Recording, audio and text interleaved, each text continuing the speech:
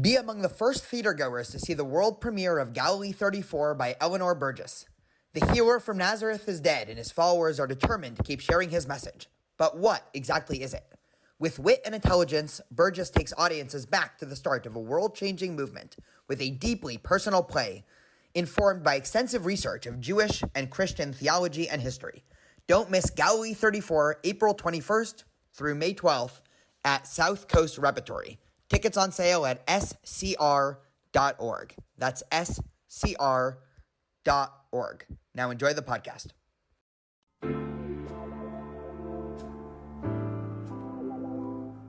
Welcome to J Life with Daniel. I'm your host, Rabbi Daniel Levine. Well, today I am in the office and bedroom of Professor Jeffrey Kopstein. Professor Kopstein is the head of the Center for Jewish Studies at UC Irvine and a professor in the political science department here. He researches a lot of fascinating things pertaining to anti-Semitism, Jewish history. He teaches a class on Jewish power at the university. And today, Professor Kopstein is starting the beginning of a 48-hour sleep-in his office. So welcome to the podcast. Thank you for having me, Daniel. I think this is the first time I've traveled to somebody's bedroom, at least a bedroom for a night here to record anything. But can you give a little bit of background? You know, you've been in the university system for a long time. You've been at UC Irvine for a long time. What's been different since October 7th than normal? What's been different? Well, first, thanks for having me. And really what's been different is I had become director of the Center for Jewish Studies here at UCI in the summertime. And I thought it would be an easy job because I'd done it before at the University of Toronto, where I was one of the founding directors. And but it turned out, of course, not to be easy. And one of the most difficult parts, and the part that's really led to my sleep-in or sit-in in my office, has been the impossibility of holding public academic, not partisan, not advocacy, but public academic talks on the situation in Israel, on the Israel-Hamas war. And the reason it's impossible is because the last time we held one on November 14th, it was disrupted. Nothing has happened to the people who disrupted it. They haven't faced any, as far as I see yet, any disciplinary charges. And I've been given no guarantee that this won't happen again. And under those circumstances, not so much for the safety, although the safety can be an issue, but also for the basic dignity of the process of education. For me, the classroom's kind of a sacred space. And to see that disrupted, I don't want to be able to work under those circumstances, have to work under those circumstances. It's the only unit on campus that's faced this, that has to face regularly the disruption of events. And so I want to see that stop. Not to mention, if I could go on for one more second, even our events that have nothing to do with Israel, right? Yiddish poetry or the history of the Holocaust, those events all have police protection. Now, how necessary that is, I don't really know. I don't want it to be necessary, but I venture to say that no other unit on campus has to deal with this at all. Now, at Berkeley, there's a much more serious issue. And I don't know if you want to talk about that. Yeah, please. Well, why don't you tell listeners what's been going on at Berkeley and what was the real inspiration, because you're sort of inspired by what's happening at Berkeley. Exactly. At Berkeley, they've faced not simply repeated bouts of much more serious anti-Semitic incidents on campus, but actual violence. And there's an issue of student safety there now. And a professor in the political science department, who's also the chair of Israel Studies, is Ron Hassner. He has started, and I think it's been going on now, 10 days he's sleeping, eating, and teaching in his office, and he hasn't gone anywhere. Wow. That's quite something for the last 10 days. And he wrote me and told me about it. And I said, we don't face exactly the same problems on our campus here at UCI. Our leadership is generally friendly and supportive, both of Jewish students and of, freedom of speech on campus as a whole. But we do face the kinds of problems that I just explained to you. And I think it's appropriate both to express my solidarity with Professor Hassner at Berkeley and what they're facing, and to bring to the attention of our university leaders the limitations on our ability to perform our educational function, given what's going on our campus right now. It's a strange time in American Jewish history. And, interestingly enough, we're both right now teaching courses. I'm teaching a class on American Jewish history. You're teaching a class on the history of anti-Semitism. So just where we're at, I mean, one of the interesting frames to look at our current situation is right now, obviously, the Jewish world is basically split 50-50 demographically, North America and Israel, right? We're basically, 50-50, depending on how you view the statistics. And there's this wider debate that's happening in the West right now, this neat attempt to separate anti-Zionism and anti-Semitism. We can probably go on all day there. One of the remarks, I think I said this in a past podcast, but I'm thinking about this a lot and, want to bounce this off of you. Post October 7th, we saw in some way a failing of Zionism, right? The chief goal of Zionism was to keep Jews safe. October 7th was a complete collapse of the government. The government failed to keep Jews safe. Ergo, it was a, albeit temporary failure of Zionism. And it was at that moment in history where if the wider international Jewish community, and let's talk about, America, embraced the Jewish community and said, this is terrible, let's make sure that you are comforted, all of that. I actually think a lot of American Jews, their views might have shifted away from Zionism because you have category A of, the Zionist project failing to keep Jews safe. And in America, generally, I think I'd speak for both of us, we feel safe, albeit, a little bit of rising, fear here and there. But we saw a total switch. I mean, we saw all the worst fears really of Jews in history vis-a-vis anti-Semitism. Not that it's been as bad in America, but the fear is always whenever something happens, whatever shakes the status quo, whether it's religious fundamentalism or extreme secularism or communism on one side, extreme nationalism on the other, eventually it turns anti-Semitic. And we really saw that in America, which is leading to this really weird sense of Jews in America of there's a giving up. And, I don't want to say this too strongly, but we're talking about the article in the Atlantic, the end of the golden age for Jews in America. Yes.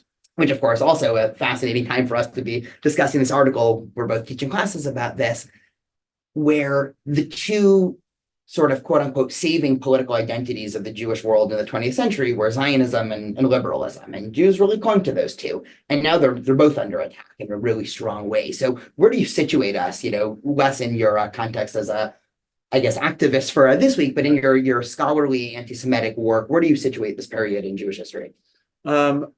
I think we're at a sort of an inflection point right now. And the inflection point is exactly as you identified it, right? Up until now, right? Really within our adult lifetime, a couple of important things did happen that appear to be changing. The first one was this distinction between being Jewish in America, a Jewish American or American Jew.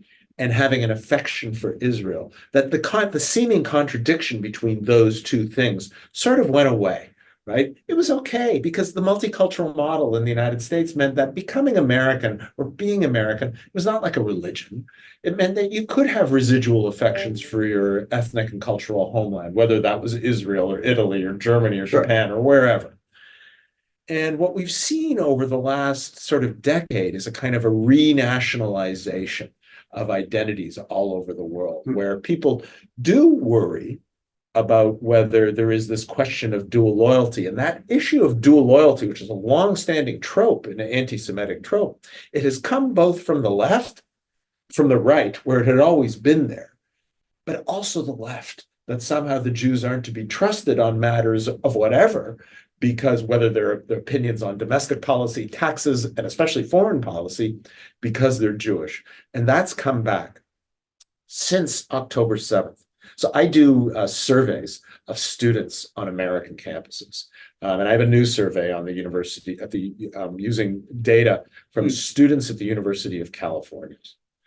And what that shows is that, and I use a very series of old questions that try to tap into dimensions of anti-Semitism, dual loyalty, Holocaust minimization, secret Jewish power, and distasteful Jewish traits. Sure. And I tap into those and trying to figure out how much students share those kind of odious views. And what you would have expected after October 7th is there to be a kind of a general outpouring of sympathy for Jews, that those levels of anti-Semitism, whatever they're at, say it's at 20%, sure, it would have gone down. to my kind of dismay, and probably not as a surprise to you, the reverse occurred. It went up, not gigantically among these students, right? Not gigantically, but discernibly and statistically significantly went up. And I'm not really sure what to make of it yet. And anti-Israel sentiment went way up.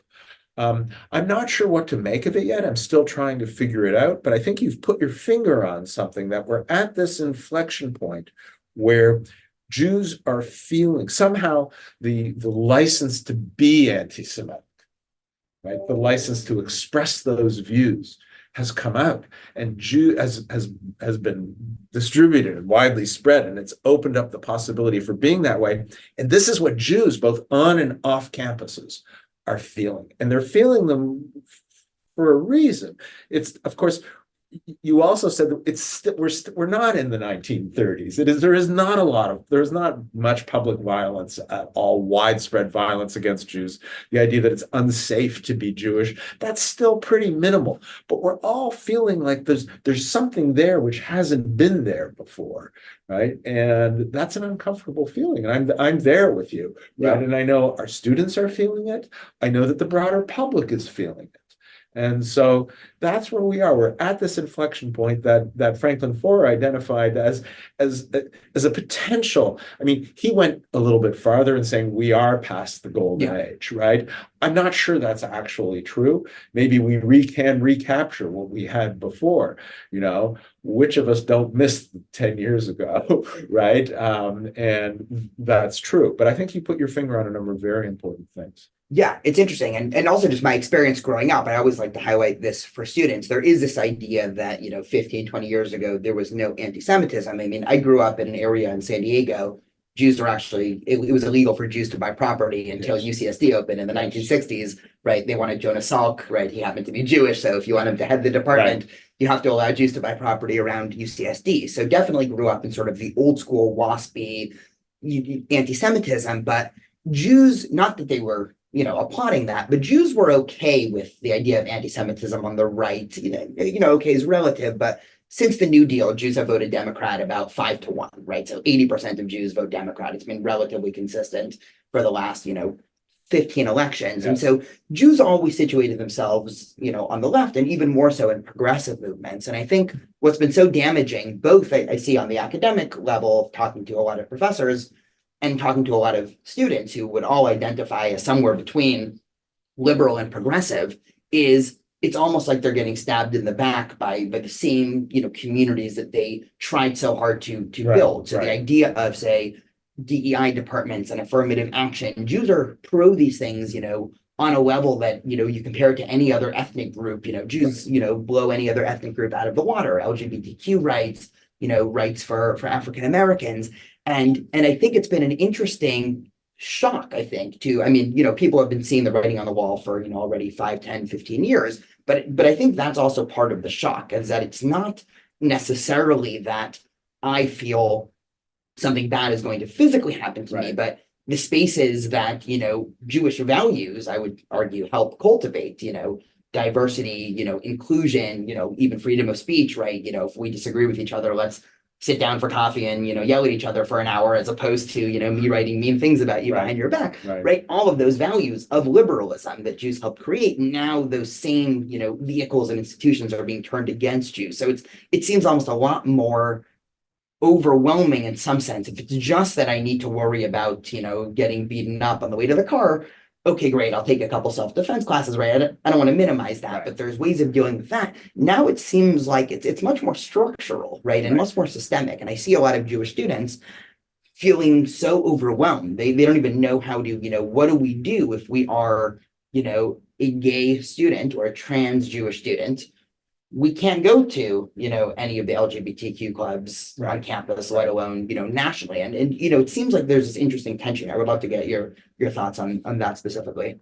Well, you're right. I mean, it's become very difficult. I mean, the vast majority of Jews will vote Democratic in the next election, right? That's pretty much assured. And President Biden on these questions has been right up the line, quite good. What you're pointing to is the kind of the spectrum that's to the left of that, which has become inhospitable to Jews who do not share a certain set of views about Israel or about their own privilege, if you will. And that's an interesting thing. Historically, the charge of Jewish privilege, right, was really one launched by the American, by the right, not just in the United States, but elsewhere, that the Jews are somehow have hidden power and they get disproportionate benefit from capitalism. And that was really always on the right. The left has started sharing that view too, that the Jews, and that has to go to the whiteness of Jews, right? Are Jews white or not white? And really that's kind of code for privilege, right? Now, of course, it's such a ridiculous statement in many ways. Not only because there are non-white Jews, right? That is to say, Black Jews, Middle Eastern Jews, but of course, Jews may have been privileged in some way. That is the sense they've done that. Liberalism has been good for the Jews. They've succeeded under liberalism. But let's also face it, liberalism under certain circumstances, that is liberal democracy, that's what I mean by liberalism. Liberal democracy has collapsed into Nazism and fascism, and which led to the destruction of a third of all Jews in the world, slaughtered like cattle. You know, we had through here in the political science department someone who gave a talk here, a really excellent talk on African American studies, and had a kind of a ranking of privileged groups in the United States. And she ranked the Jews at the top of the most privileged. And you know, she was very smart, but she was using a certain metric of kind of socioeconomic success. And I raised my hand and I said, you know, I just want to think about through this category of privilege for a second here. Right? It's one thing to talk about socioeconomic success. Fine, I'm there with you, right? That above average socioeconomic success, the Jews have been blessed with that. But, you know, 75, 80 years ago, 1 out of every 3 Jews in the world was slaughtered. How the legacy of that, right, which we're still living with today, which of course generates all the fear that we've just talking about, how does that make you privileged, right? I wish I didn't have that privilege. Right, in some ways, yeah, in most ways. And so, you know, this is a very strange situation that we're in right now, where both the Jews are being squeezed by the right and by the left. I neither wish to cast my vote for an anti-democratic, anti-liberal, unconstitutional, insurrectionary right, nor for candidates who would support the destruction of the state of Israel from the left. And both those things seem to me to be equally unappealing alternatives.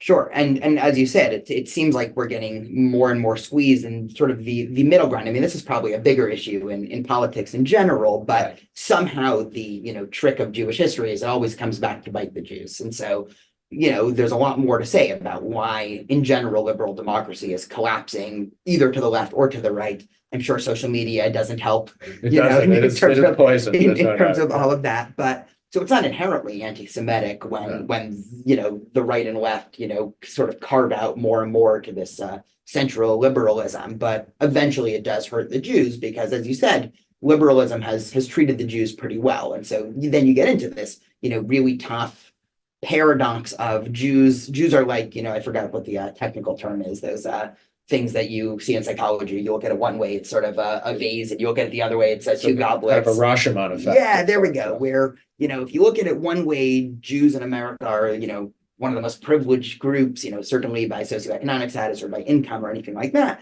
And then you talk about history and you go back, you know, 1 to 3 generations of, you know, the majority of American Jews, and you hear stories where at best there was, you know, terrible, you know, almost similar in some areas, especially in the South and, you know, in waspier areas, something like, you know, if you talk about the 1920s and 30s, Jim Crow-esque laws towards American Jews, not to mention, you know, Holocaust survivors, not to mention, you know, say the Persian Jewish community that came in mass after the revolution in Iran. And so, you know, it just requires looking at it a little bit different. Absolutely. You know, like you, I'm a little bit older than you. I grew up in Toronto, Canada. Where when I was a boy, there were Jewish golf clubs, there were Jewish card clubs, there were Jewish boat clubs. Why? Because of course Jews couldn't join golf clubs, card clubs, or boat clubs, so you had Jewish versions of those, and those all kind of went away. And they went away because, in my experience, the world was becoming broader and broader and more inclusive. And that was a story of the success of liberalism. A story, by the way, that Herzl, when he was looking at liberalism, said had failed. Because he was looking at the results of the French Revolution, right? And said that it appeared that when he looked at the Dreyfus trial, that this was a failure of liberalism, a failure of inclusion, a failure to see Jews as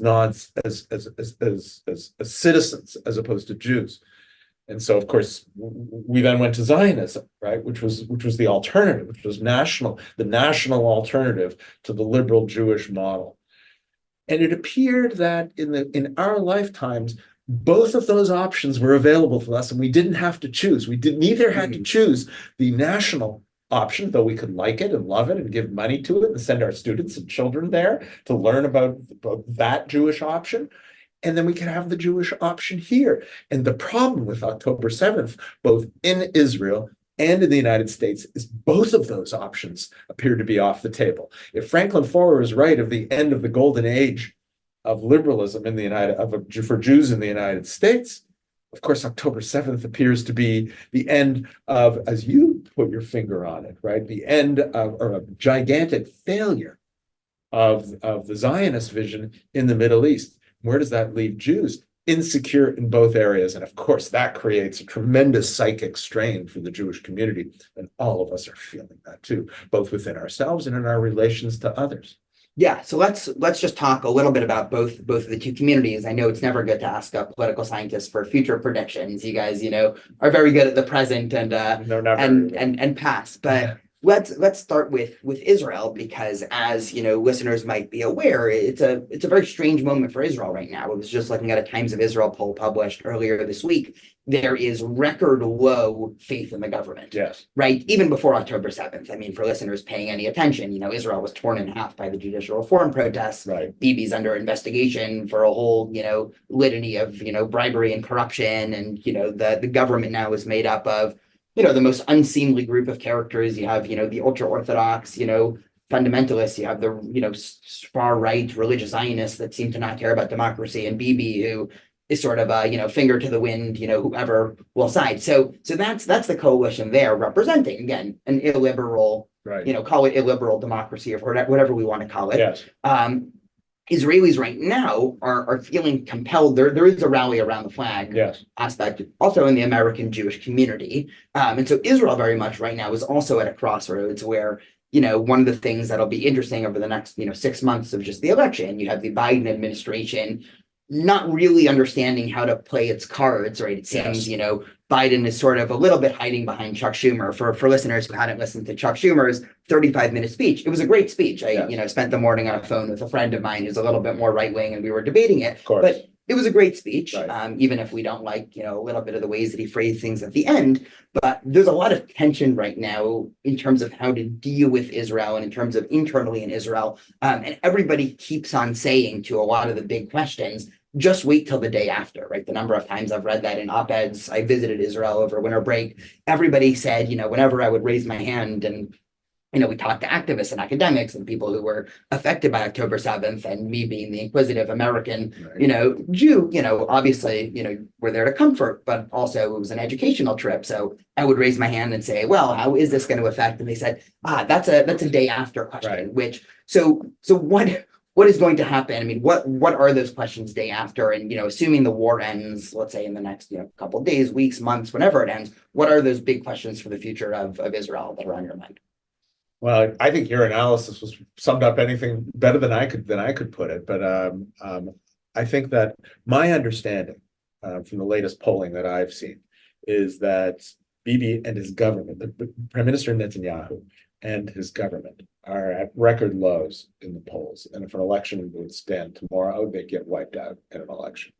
The military operation itself, however, is wildly popular. Yeah. Right. And largely because, the casualty rate, although very high, has not been astronomical yet. also because the Israeli media has not been showing images of the same images that are on the New York Times every single day here, right? And on our networks. That's just starting to trickle in. But I think that you're right. The day the war ends, there'll be calls for an election. Now, of course, that creates an incentive for Prime Minister Netanyahu not to end the war, right? And to continue the war to the extent that his motivations are driven by staying in office so he can either just stay in office or stay out of prison, whichever one you think might happen. There's an incentive for him to keep on fighting, whether it's in Gaza or in the north. The north will be extremely serious, right? Because Hezbollah, my understanding, has much more serious weapons and a far more organized and integrated military. That being said, what's really clear, and this was going on even before October 7th, and I think it's another interesting aspect of Israeli politics. Netanyahu has been for a while engaged in attacking, deconstructing the Israeli state itself, the civil service, the bureaucracy. Of course, we know about the judiciary now, but not just that, the police, the lawyers in every ministry, right, which are supposed to rule on which actions of ministries are allowed and which not. He's been attacking those as well, all with the eye to putting in his own people. And even, of course, the Likud party itself is going to stop. The Likud party was the rule of law party in Israel. Yeah. It was much more committed to constitutionalism, to law itself than Avodah and certainly than Mapai ever was. But increasingly over time, the Likud has become the Bibi party, and the state is becoming the Bibi state. And there's so many loaded. I mean, sorry to cut you off. I'm just thinking, right before we started recording, we talked about how to define Zionism, because of course, being on a campus, everybody's always, right. Are you a Zionist or you're not a Zionist? What does that mean? One of the interesting things of the government now in Israel is that it's primarily a non-Zionist government. I mean, if you think about the ultra-Orthodox Jews there, right? If we think of Zionism just as a baseline Jewish right to self-determination somewhere in Israel, and that Jews will be safer with a secular, non-coercive, liberal government that has the best interest for Jews, right? That's a handful there. The Haredim don't believe in that, right? The ultranational, right, Ben Gvir and Bezalel Smotrich, right? Their vision of Zionism is a messianic vision in which Israel needs the entirety of the West Bank and settlements, and Zionism is not complete until there's a temple on the Temple Mount. So they don't believe in that, and it kind of seems like, I mean, there's almost a giving up on Zionism from the current Israeli government. Yes, I understand. I'm pointing to. I agree with you, by the way. I think that unless you actually have a plan for what you're going to do with the gigantic number of Palestinian Arabs that you took in under any kind of expansion, if you want the expansion and have no plan to deal with that apart from something that the vast majority of Jews in the world do not like, then you're not Zionist anymore, because you don't really believe in a Jewish state. But that's the Jewish part. I want to talk about the state part for a minute. At the core of Ben Gurion's thought. Let's go back to the George Washington of Israel. Ben Gurion's thought was slightly worse hair than George Washington. Much worse hair, and he was shorter. Shorter. But this idea of mamlachtiut, right, which is really doesn't have a good English translation. It's kind of stateness, right, or civicness. This idea that there is this, if someone acts in a mamlachti manner, they're seen to be acting in the best interest of state, right, something higher than they are. And so Ben Gurion and even Ben Gurion concentrated on building up the state. Now that was seen by his critics as a socialist mission. But even when Begin came to power, he kept all of that around, because this was the core of the Zionist mission. The core of the Zionist mission was creating Jewish statehood.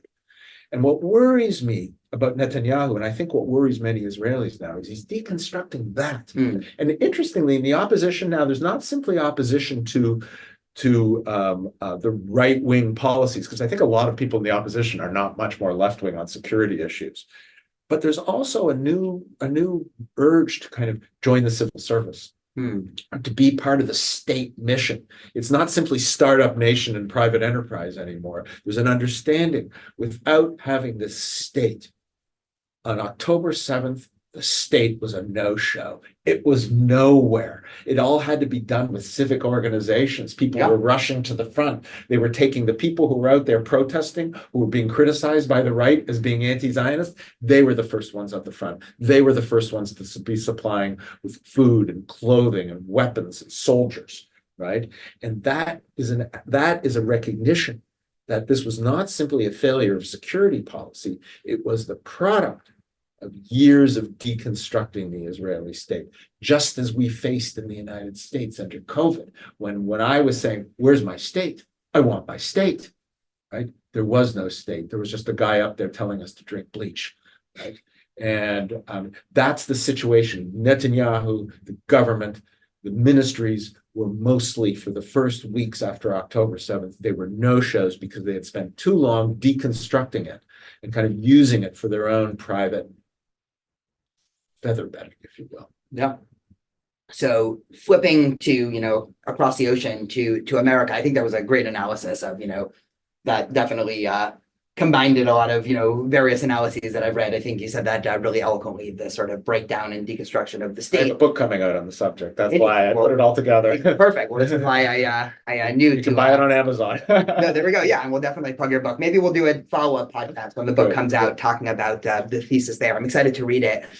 Coming to America overseas from Israel, where do you see the future? Let's start both in the university and then American community writ large. The universities seem to be going through a more accelerated version of the rest of the population. Yes, And so, yes. Of course, listeners, probably the American masses' first glimpse of this was the now infamous, Harvard, MIT, Penn hearings, where it seemed like these administrators were just unwilling to say yes, saying all Jews should be killed is anti-Semitic. But it almost represented, for me, as somebody who sort of has one foot in the academy and one foot in the sort of quote unquote real world. Sorry if you don't like that dichotomy. Cool. I hear a little bit, and there seems to be ivory tower speak, which is, among, especially in the social sciences and humanities, oftentimes when you read papers.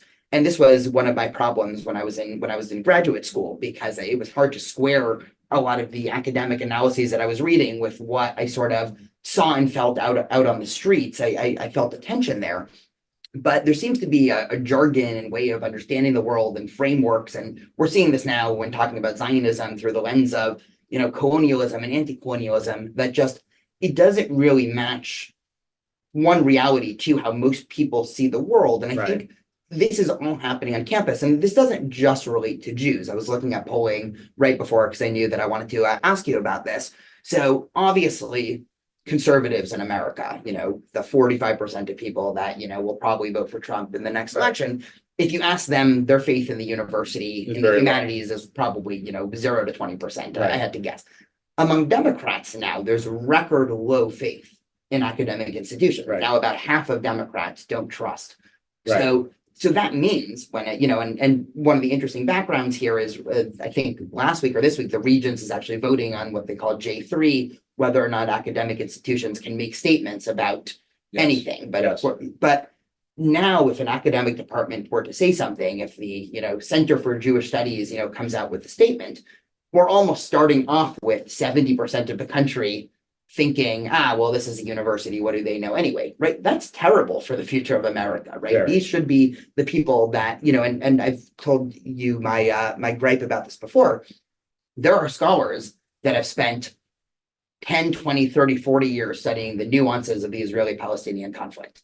They happen to be mostly spread out around universities. Those should be the people that the public are lining up to hear their nuanced, complicated discourse on, all things Israel-Palestine. And instead, universities have become the breeding ground of the most polarization, right? This obviously connects to your, sleep and protest here as well. But what happened to universities in general, separate than anti-Semitism? Why does it seem like, at least in certain departments and certain fields, it ends up just attracting this type of polarization as opposed to old school, liberal academic discourse of let's actually invite in, the pro minimum wage guy and the, minimum wage is terrible guy. And let's debate this out. Why now? And, we can all think of hundreds of examples of just opinions that are mainstream American opinions that are not fringe anywhere but a university. But the Right. second that a university, you were to suggest, oh, maybe there's another way to understand this as opposed to a framework of, a liberation anti-colonialist framework, or, all of a sudden you seem to hit a dead end. So where's that coming from? Well, I think really a couple of sources. On the one hand, there has been a kind of a long-term distrust, dislike of the university on the American right. And that's been there for a long time. They don't like the expertise from the university. During COVID, there was distrust of expertise from the, against the medical profession, right? And this idea that expertise and learning and deep thought are not to be trusted in favor of folk sense and common sense and man on the street thing. That's been there for a while. But let's take that off the table. There's something else that's been going on, and there I think I agree with you. There has increasingly become within universities a kind of intellectual uniformity. It's not everywhere. It's much more so in the humanities than the social sciences, for example. I think the social sciences are much healthier. There's a lot of debate within the social sciences. But within the humanities, a sort of uniformity that there's not a lot of debate on gigantic intellectual questions, like the Titanic ones that I sounded like an old guy here, but that when I was a student that I studied. And I think that kind of intellectual groupthink, increasingly it kind of builds on itself and it feeds on itself and it moves farther and farther away from the person on the street. And that makes it really easy for people who hate universities to begin with to say, see what they're doing. You see the mishigas, the craziness that they're talking about, that's coming out of their mouths now. Now, I happen to love universities. I love universities for the reasons that you said. I love debating with my colleagues. I love asking questions, gathering the best evidence I can find, and put it out there and have people rip me apart. That's what happened in my last book. I got 30-something reviews of it. 2/3 were okay, we're fine. 1/3 said, I don't know what I'm talking about. That's fine. Totally, as long as it's respectful. Sure. Right. What's occurred though, at a big chunk of the university now is, and not just ours, but at others, is that when you go into the territory of disagreeing, somebody questions your goodwill, right? And calls you a fascist for being a liberal. Right? Now, this for me is unacceptable, and I don't know what to do with it. And I think it discredits the university as an enterprise. And so the distrust and dislike of the university, which of course Trump built upon because the university didn't like Trump. Yeah. Right. It was there. Of course, he would just like to destroy them. Right. But you're correct that even people who are not kind of political extremists, right, are saying, look, we've kind of lost our way. We've lost common sense. And when that happens, I think the universities fail to see that institutions require legitimacy. We don't exist in a complete vacuum. We have to continually justify our existence because there's people are sending us their most precious cargo, their children, right? And if they think we're propagandizing or somehow systematically not telling them a truth that we know that not to be true, then of course the enterprise is going to lose legitimacy. Now, the good news is I largely think that's not the case. If you look at like the survey results of students compared to the rest of society, let's look back to anti-Semitism. Yeah. Anti-Semitism is at the university. I have two things to tell you about this. One is it's there, but it's no more there than in the rest of society. The levels are not any higher. The other interesting thing that I've found is that if you look at the levels of anti-Semitism between first year, second year, third year, and fourth year students, you'd expect that if the students were getting systematically propagandized against Jews, the level of anti-Semitism would go up between first year and fourth year. That doesn't happen. The students largely stay with the views they had before. Now, that might be which also might be a problem in the other direction. Of course, that may be, when I say that to Yes. the chancellor of our university, he considers that a failure, and it is a failure, that we should be making people less hostile towards Jews, but we're not making them more.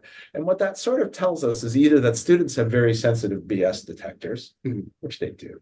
They're not children, or they're getting their views from elsewhere, either when they're at university or before they even arrive, kind of extra campus socialization, to use the jargon of sociology.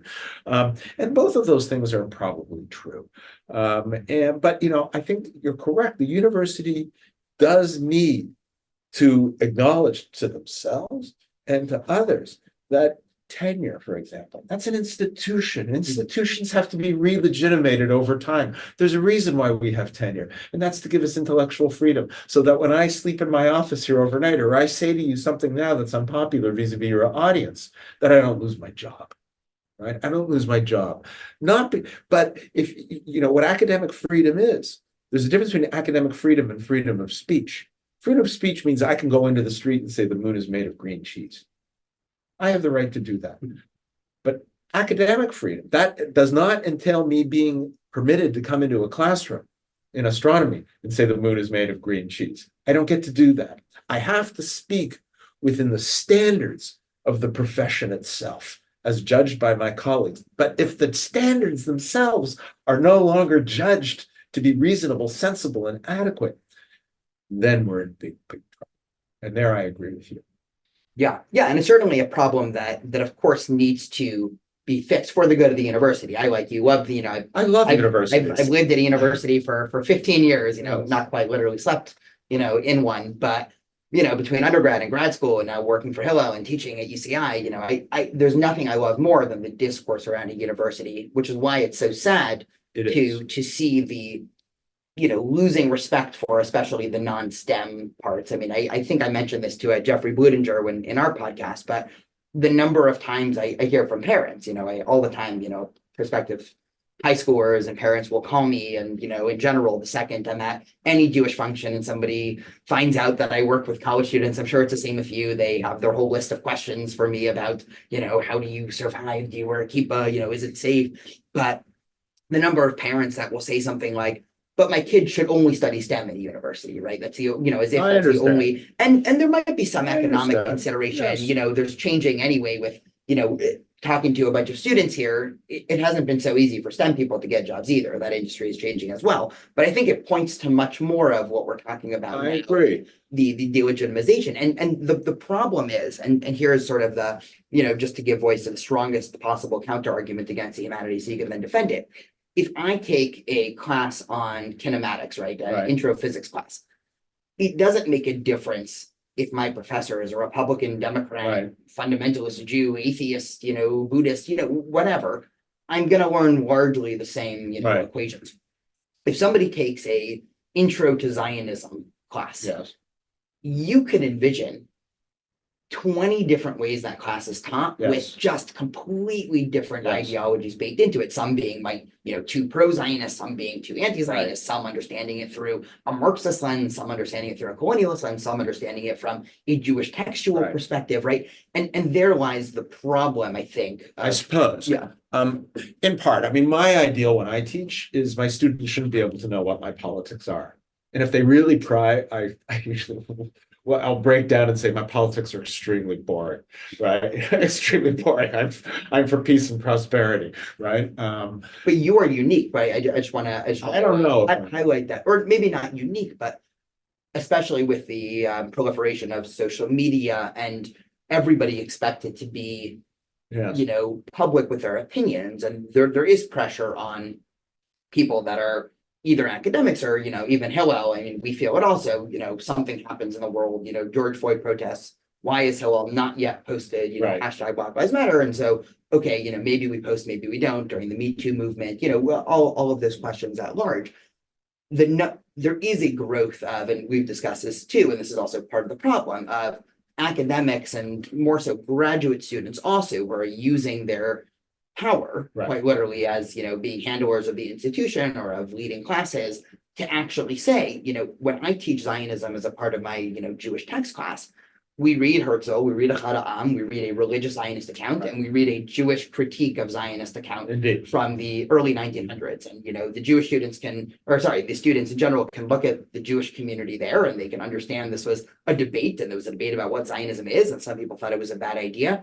But I would guess that if you go into some, graduate student or other people there, Zionism is just one thing and it's bad, as opposed to, no, let's actually understand this in the multi. Right. Yeah. And no, you're right. And I think there are two ways of thinking about that, right?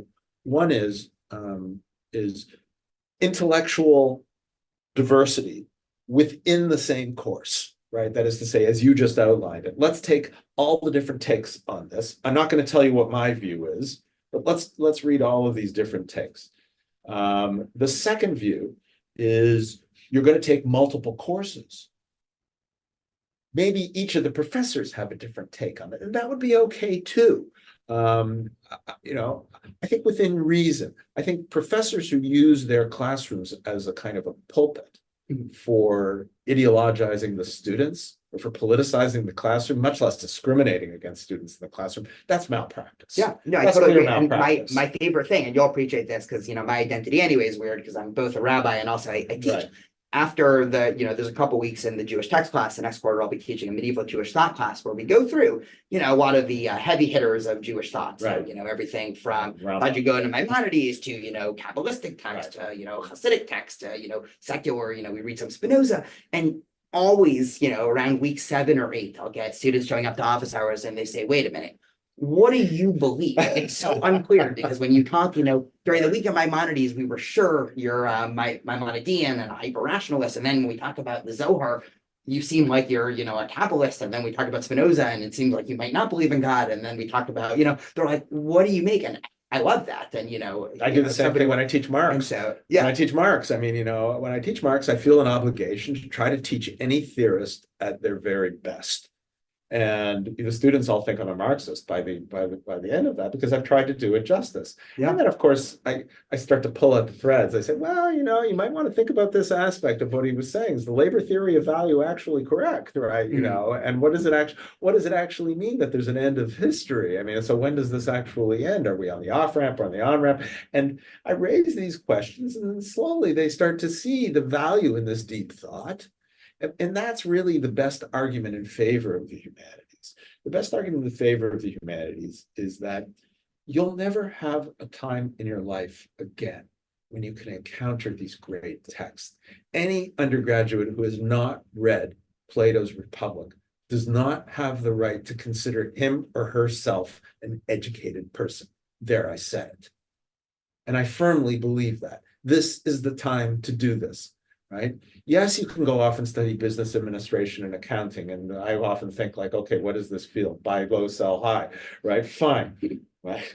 Okay, maybe that's going too far.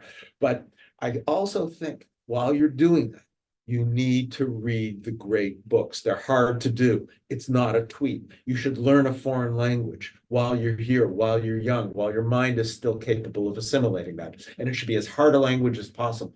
Don't learn an easy one, learn a hard one, because you have a systematic advantage when you're young. Read these hard books, write about these hard books. This 5-page essay that you're going to write about this, no matter what you're doing in your life, you're going to be writing that 5-page essay. If you can't do that, you're going to be in big trouble down the line, no matter what you're doing, no matter how good you are at physics or programming or whatever, coding or whatever they do now, right? You have to be able to do this. Statistics, we live in a quantitative world. I believe in a liberal arts education. Right? And everybody should get that, no matter what they study. And the professors who don't encourage that, I think they're also guilty of malpractice. I think that's what the great university is all about. And even if the only profitable part of our university were the medical school, our students should still be studying classics. Yeah. Right? I think it's extremely important. Yeah, no, I couldn't agree more. So we've been talking for a while. I know you are Gotta go slowly give a on your final way up exam. to give a final exam on anti-Semitism. It is the only time for listeners thinking you are cheating on your sleep in. It's the only time. I need to cheat for 2 hours to go give a final exam. Okay, we will give you in Judaism we would say a heter, right? A halachic hall pass. a pass. halachic hall pass to do it. Do you have any closing thoughts here, either about this sleep in protest or about just anything that you've been thinking about? It's extremely important to me that what I'm doing here not be instrumentalized against the university, against universities in general. I don't want that. I think universities are fantastic places. This is the big league, European soccer. This is the Bundesliga. This is the top league of higher education in the world. There's a reason why people want to come here from all over the world. I simply want to make it better, to restore it to what I think it can be. And I don't want to be used. I think the problem with those hearings that you pointed to quite correctly, right, was that those university presidents, sure, they were under the Klieg lights for 4 hours and they broke, right? But those politicians that were up there, they were using them for their own reasons, right? And I don't want to be instrumentalized and I don't want to be used, right? I have a very specific agenda here and I won't deviate from it. I will neither permit the Center for Jewish Studies to be used as a propagandistic tool, nor do I wish to see it closed down in the face of radicalized students, right? And both of those things, I think right now, I'm wishing to oppose. Yeah, well, thank you. Everything that you're doing for both academia writ large and also in the more narrow focus of the Jewish community. I hope you have a comfortable sleep tonight. Thank you very much, Daniel. I had told you I'm no stranger to camping out, so I have the whole litany of camping gear to give you if you need any further. But thank you again.